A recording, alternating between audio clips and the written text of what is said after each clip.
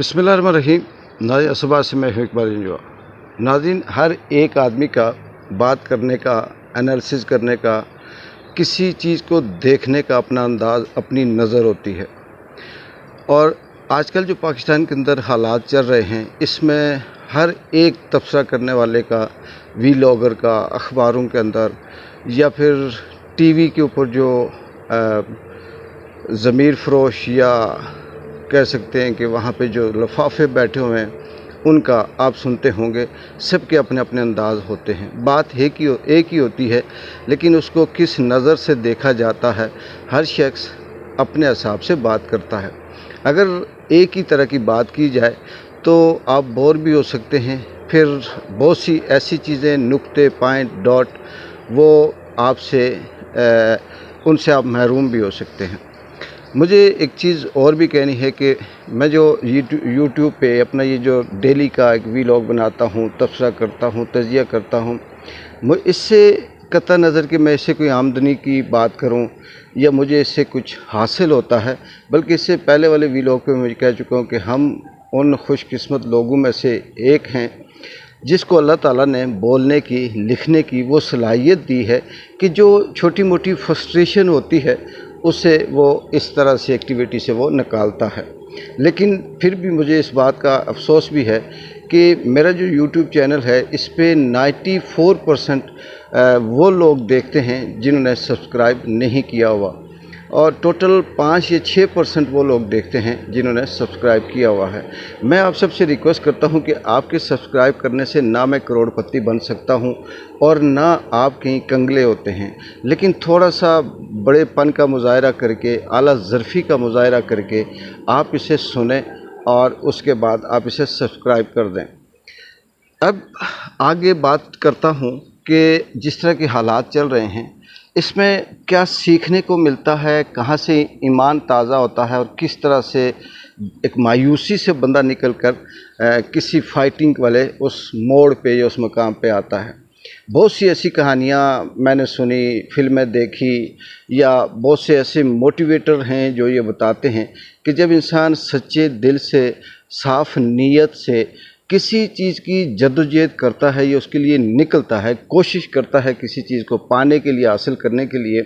तो ये बड़ी मशहूर बात है कि पूरी कायनात उसके साथ लग जाती है। इवन कि कुदरत का ज़र्रा ज़र्रा उसकी सपोर्ट करना शुरू कर देता है। तो हम जैसे नाकाम, मायूस या नाउमीद लोगों के बेशुमार ऐसे बीच में सवाल होते हैं कि ये कैसे हो सकता है, किस तरह से कुदरत सारी उसके साथ हो जाती है। तो मुझे जब से ये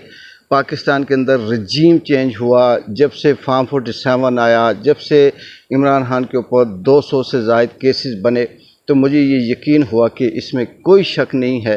कि जब इंसान किसी सच्ची नीयत से निकलता है, उसे किसी मकाम को उसने हासिल करना होता है, तो कुदरत किस तरह से साथ देती है। हमारे ज़हन में ये था कि कहीं चिंद परिंद आकर उसकी हमायत करते हैं, फरिश्ते आ जाते हैं, या फिर सूरज मशरक़ से मगरब में निकलना शुरू हो जाता है। ऐसा नहीं होता। बिल्कुल इसी तरह से कि इमरान खान इस वक्त ना सिर्फ पाकिस्तान के अंदर बल्कि पूरी दुनिया में मकबूल है। उसकी वजह यह है कि उसने साफ़ नीयत से, उसने सच्चे जज्बे से पाकिस्तान और पाकिस्तान की आवाम की जो खिदमत, रूल ऑफ लॉ की जो बात की, और फिर उसके साथ जो उसके बुग़्ज़ करने वाले बुग़्ज़ इमरान में, और फिर दुश्मनी, नफ़रत और सियासी इंतकाम लेने वाले अपने रास्ते से हटाकर खुद से करप्शन और अपना जो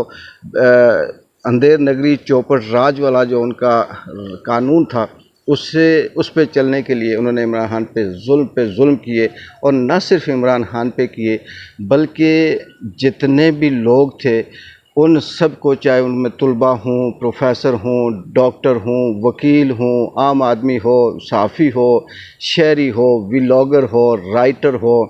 ख़वातीन हों, बच्चे हों, ड्राइवर हो, मज़दूर हो, दुनिया के किसी भी शोबे से ताल्लुक़ रखने वाला शख्स अगर इमरान खान की हमायत करता है तो वो उठाया गया, अगवा हुआ, मारा गया, कंप्रोमाइज़ किया गया। सियासी कारकुन हों, सियासी लीडर हों, तो उनके साथ जुल्म हुआ सिर्फ़ इसलिए कि इमरान खान का नाम छोड़ दें। यहाँ ये भी कहा जा सकता है कि कोई रह तो नहीं गया, کوئی ایسا ادارہ، ایسا شخص، ایسی سوچ، ایسا کوئی بندہ رہ تو نہیں گیا جس کو اٹھایا نہ گیا ہو، عمران خان کے بغض میں، اس کی دشمنی میں اسے مارا نہ گیا ہو، ایون کہ یہاں تک کہ معذوروں کو مارا گیا، غریبوں کو اٹھایا گیا، اسپیشل لوگوں کو اٹھایا گیا اور پھر انہیں مارا بھی گیا۔ اور پھر اسی طرح سے قدرت نے اس کا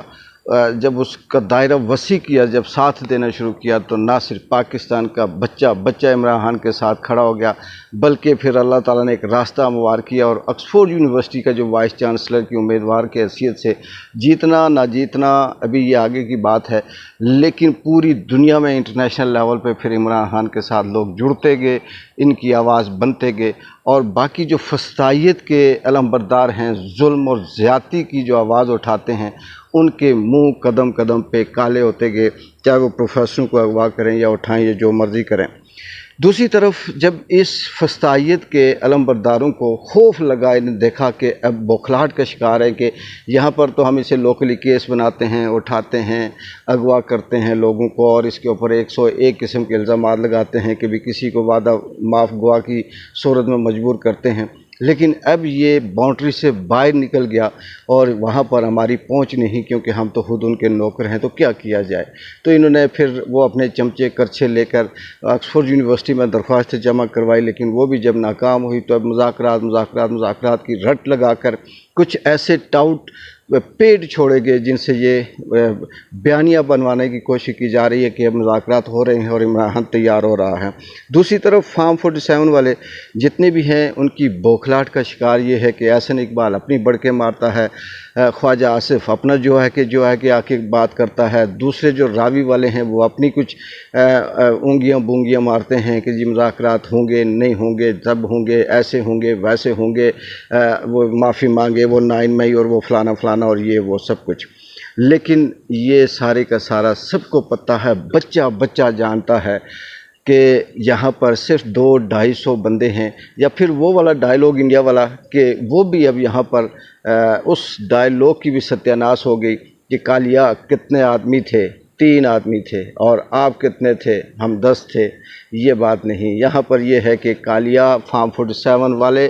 کتنے آدمی تھے؟ 1 آدمی تھا، اور آپ کتنے تھے؟ 2500 تھے، اور پھر بھی آپ ہار گئے۔ انہوں نے کہا کہ ہارنا تو ہے ہی ہے، ظاہر ہے جس کے ساتھ ٹکر لی ہوئی ہے اس کی نیت صاف ہے، اس کی ہمت بلند ہے، اس کے ارادے مضبوط ہیں، اور پھر قدرت کیوں نہ اس کا ساتھ دے۔ اس پہ اگلے ویلاگ پہ تفصیلی بات کریں گے کہ افسوسناک بات یہ ہے کہ جو اسٹوڈنٹ تحریک چلنے کی کوشش کی جا رہی ہے، چل رہی ہے، اسٹوڈنٹس کو ایک ایک کر کے اٹھایا جا رہا ہے، مارا جا رہا ہے، ان پہ تشدد کیا جا رہا ہے، پریشر دیا جا رہا ہے کہ اسٹوڈنٹ تحریک کامیاب نہ ہو، لیکن بات وہی ہے کہ جس طرح سے یہ ظلم کیا جا رہا ہے، جس طرح سے یہ فسطائیت مزید پھیلتی جا رہی ہے، مجھے لگتا ہے کہ اسٹوڈنٹ تو اپنی جگہ پہ رہیں گے، پھر پروفیسر بھی نکل آئیں گے، پھر استاد بھی نکل آئیں گے، پھر ڈاکٹر بھی نکل آئیں گے، پھر وکیل بھی نکل آئیں گے، اور یہ جو طاقتور فرعون اس ملک کے اندر